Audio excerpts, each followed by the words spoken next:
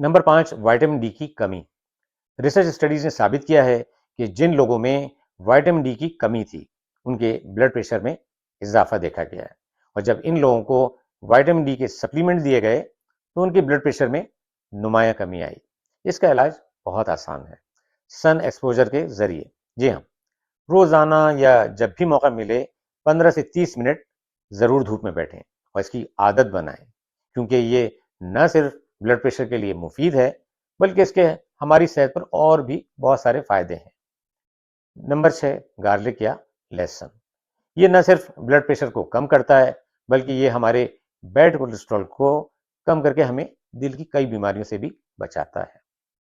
Number 7، hibiscus T. امریکہ میں اس کے plants ہوتے ہیں اور یہ چائے کی فارم میں بھی دستیاب ہے۔ مجھے یقین ہے کہ پاکستان، انڈیا اور دوسرے ممالک میں بھی یہ اویلیبل ہوگی۔ اس کے بہت سارے فائدے ہیں۔ یہ بلڈ پریشر کو کم کرتی ہے، معدے کے لیے بہت اچھی ہے، اینٹی مائکروبیل افیکٹ کی وجہ سے کئی بیماریوں سے بچاتی ہے اور بیڈ کولیسٹرول یعنی LDL کو کم کرتی ہے۔ Number 8، life style. Life style میں تبدیلی بہت ضروری ہے۔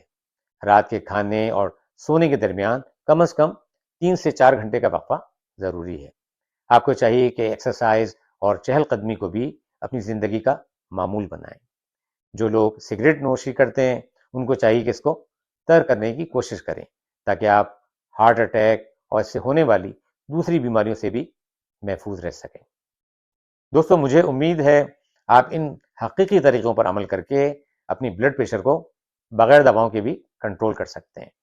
ان مفید معلومات کو اپنی فیملی اور دوستوں کے ساتھ ضرور شیئر کریں تاکہ زیادہ سے زیادہ لوگوں کو اس سے فائدہ ہو۔